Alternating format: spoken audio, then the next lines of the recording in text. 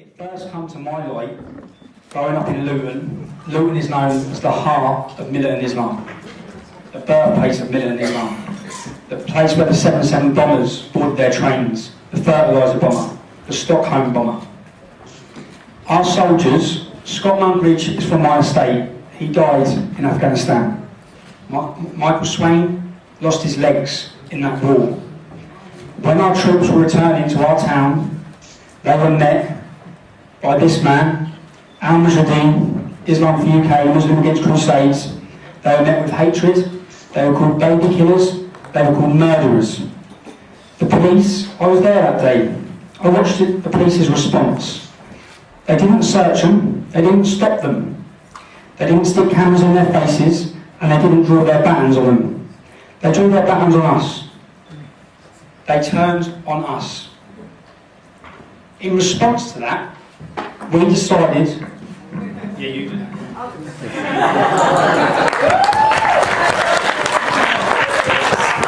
In response to that, we decided to organise a demonstration as Lutonians. Being from Luton, having our friends lose their legs and our friends die, it meant so much. That day, my friend's mum was there, their families were there.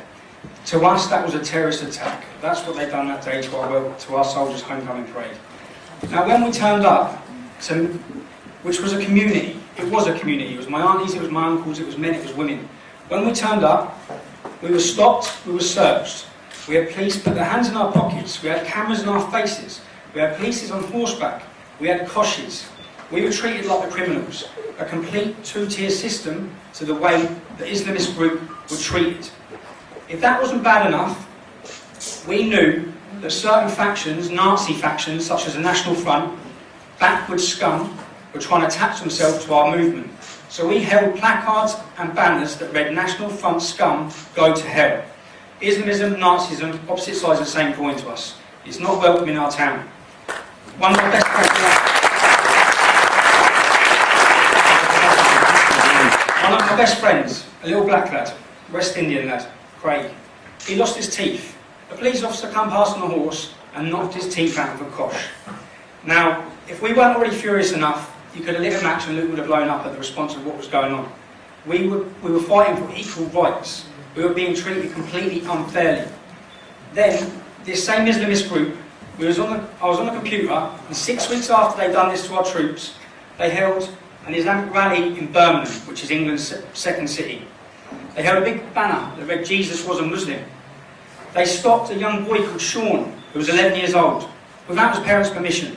They stopped him in the shopping centre, they got him up on stage, and they made him repeat after them. They converted him to Islam. In the city centre, with police officers, counsellors, everybody watching. Now we all know the consequences of being an apostate of Islam. And nobody said anything.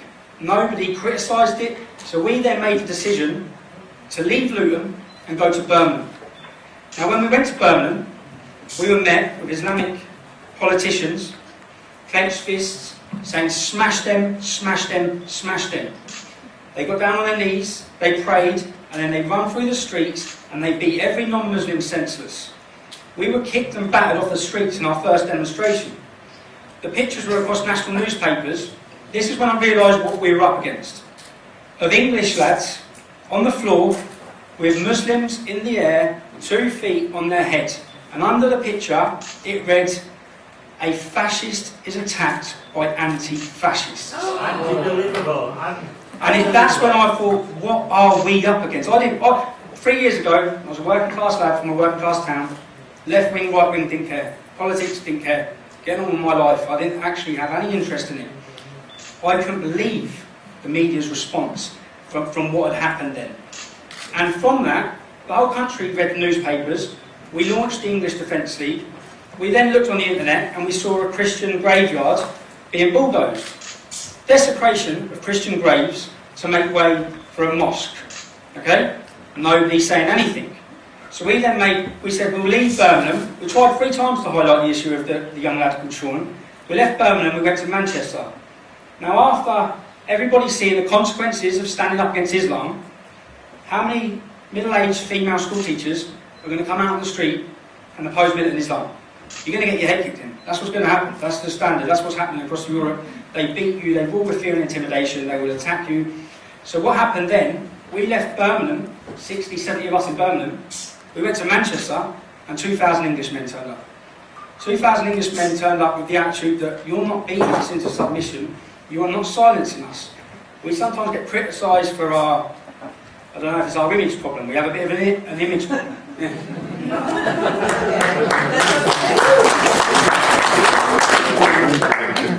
The sort of person that turned up in Manchester, and I will never condemn him, is a man that's prepared to stand up. And a man who's prepared to stand up for what he believes in and not be beaten off the street. It was never going to, it was never going to be doctors and nurses that takes on militant Islam. Okay? There's a certain sort of person that will go on the street and oppose it, and a certain sort of person that stands on the front line for our country in our armed forces. Someone that's not going to back down to them. Now, what has come with this, and it's been a complete 3 years of mayhem, which has shocked me, is the persecution from the police and the authorities, the political policing. It started off with myself. It started off, what they do is, after our first demonstration in Luton, they kicked my doors off. They chose one person from each estate, and they kicked their doors off, because that instills fear into all the other kids on the estate, and all the other people on the estate, that you can't do that, because you'll have your door kicked off, you'll be arrested. No charges are brought. From that, I was flying out to Edinburgh, I was at Luton Airport, I was stopped by Special Branch. I was brought in by Special Branch, 15 police officers went to my mum's house, 15 went to my wife's house. They went there, I was arrested on suspicion of criminal damage, £30 criminal damage, £30. 30 police officers, Special Branch for £30 criminal damage in a hotel room. And they seized all my mum and dad's computers. They seized all of our phones, okay? And after 3 weeks, they dropped all charges. Now, the persecution continued, and it was enabled to break me, silence me. When that didn't work, they turned up 3 months later. And there were local police officers who come into my house, and the first thing he said was, "Sorry, Stephen, I'm sorry." I said, "What do you mean sorry?" "We're arresting you, we're arresting your wife, in front of your children."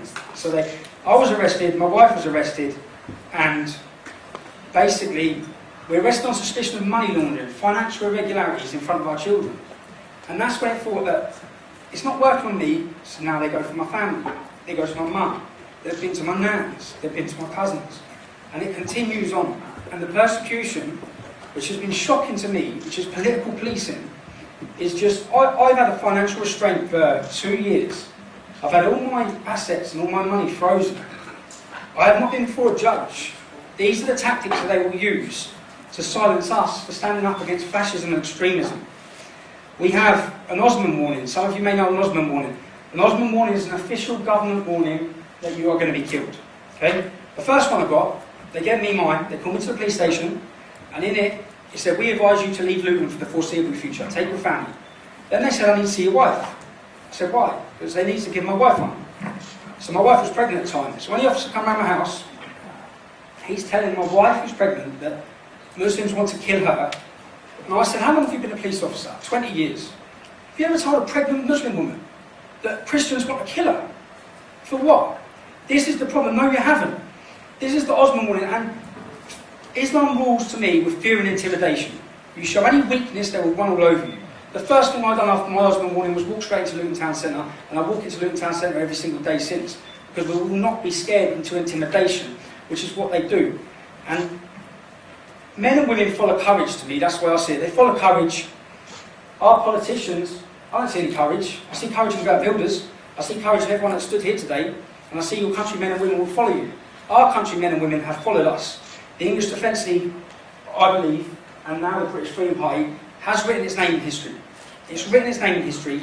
We may be demonised, slandered at present, but everything that's happening now will be looked back upon in history. I don't believe the next generation of youth will ever forgive us if we stand by and do nothing. They'll never forgive us.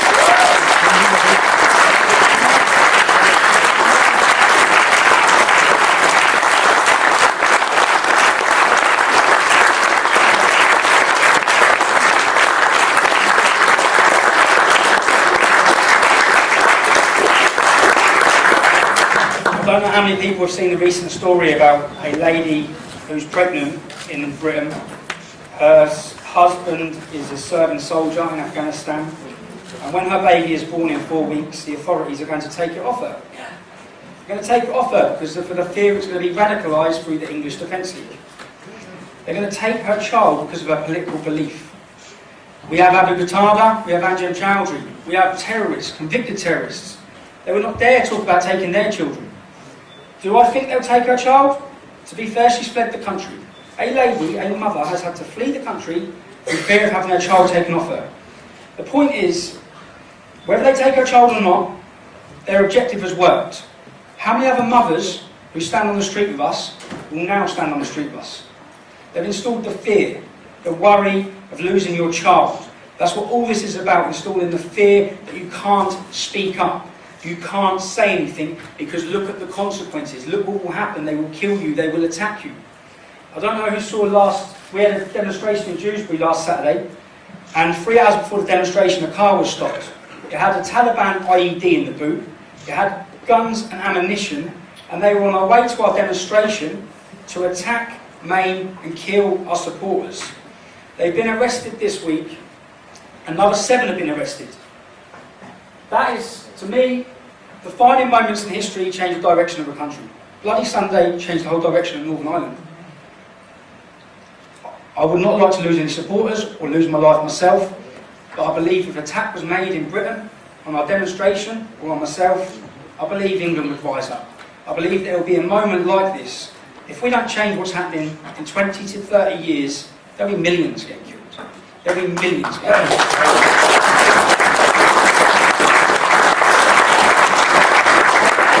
I met with a vicar he told me, I believe you'll be a sacrificial lamb.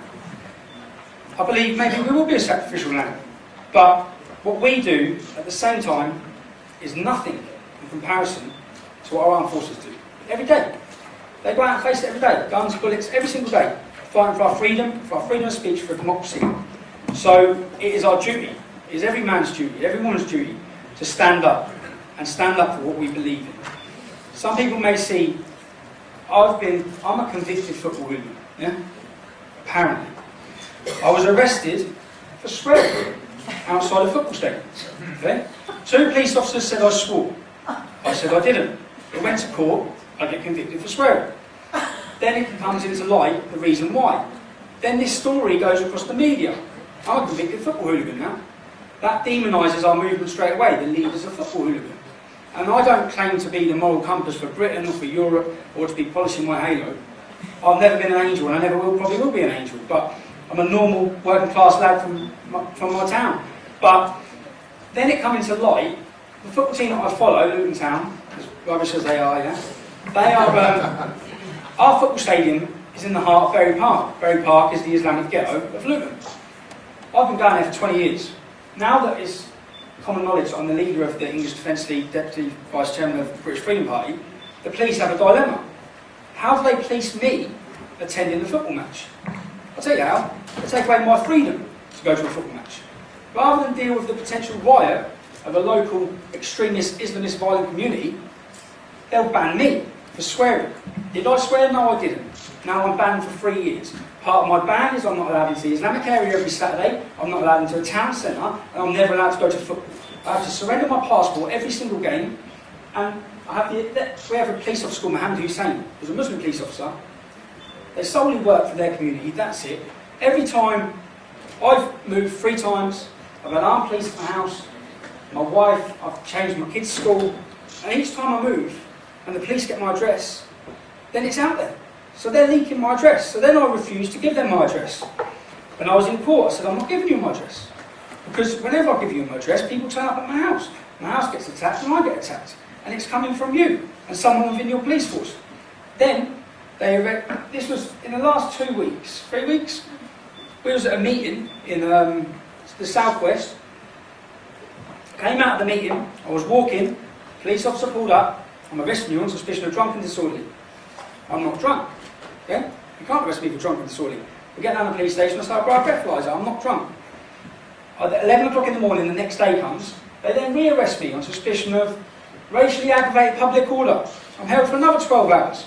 And I said, why are you arresting me? I said, did you go to the Muslim kebab shop? Did you go in that Muslim kebab shop? said, yeah. I went in there. My mate was in there. Well, what happened in there? Nothing happened in there. Well, we need to investigate whether something happened in there. I said, so no one's actually telling you something happened. They held me for 12 hours until they contacted the kebab shop owner to see if I'd done anything. And this is all within a 2-week period. I spent 24 hours in the cells. I'm then released. Then they turn up at my wife's house and my mum's house to do with my football banning order for swearing because I didn't have my passport in on time. It was an hour late. So this is what they do. They persecute you. They try to break you. Their call for jihad has been answered. It's been answered in England and it's being answered across Europe. People are standing up and ready to battle it. This is an ideological war, one that I try and tell our followers. You will not beat it with petrol bombs. You will not beat it with punches. You will not beat it with bullets. It's a war with the hearts and minds of the people, and we will win the hearts and minds of our people in all of our countries by leading with inspiration, by being fearless, by being brave, and people will sit there and watch us and think, if he can do it, I can do it. If she can do it, I can do it. And we will give inspiration.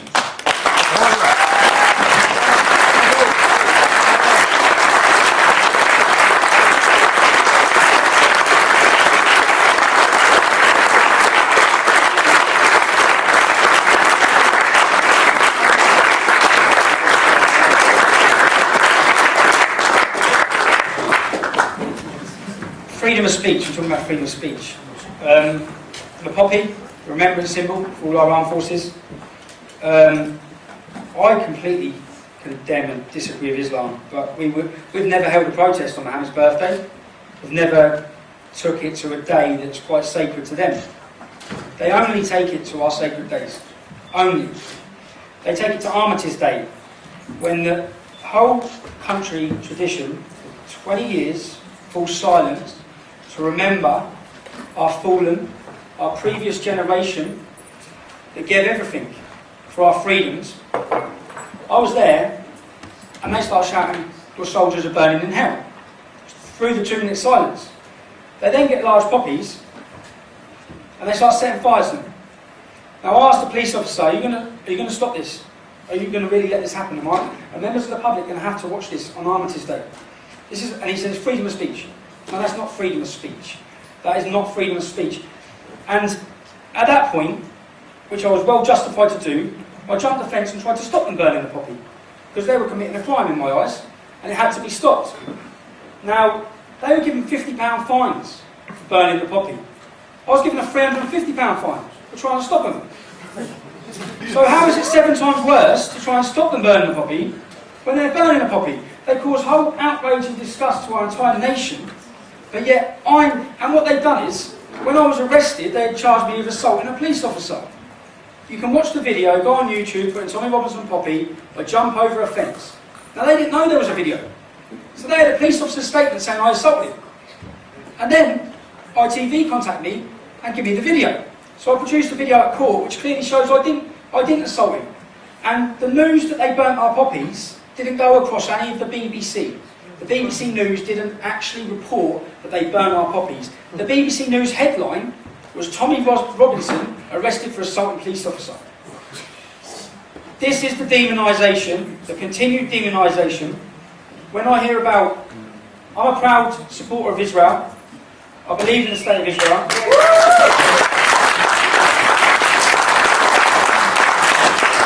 The Stockholm bomber from Luton was radicalised in the Islamic Centre, which used to be the synagogue, until they were beaten and drove out of the town. I saw 7-8 years ago Orthodox Jews walking through Luton with about 6 police officers around them. I remember thinking, what's all that about? That was a police protection to walk down the street in 2006 in Britain. Orthodox Jews need a police protection to walk through Luton in Britain. And the Jews, I can tell you, there's not a Jew in Luton. There's not one left in Luton. They've all gone. They've all won. And there has to come a time, everyone I know, every one of my friends, every one of my family, when you make your money, you get out of Luton. But there has to be a time when we say, enough is enough. We can't keep running. We have to dig our heels in and stop. You can't keep running. And it's for the next generation. I've got 3 children who are in Luton. I'm terrified for the future for my kids. Terrified for them. And it's about standing up and waking up. The truth is not a lie. You can't hide the truth. The truth will prevail. The truth is, Islam is a fascist backward ideology. It's not a religion of peace. You didn't frankly have the balls to put country before party.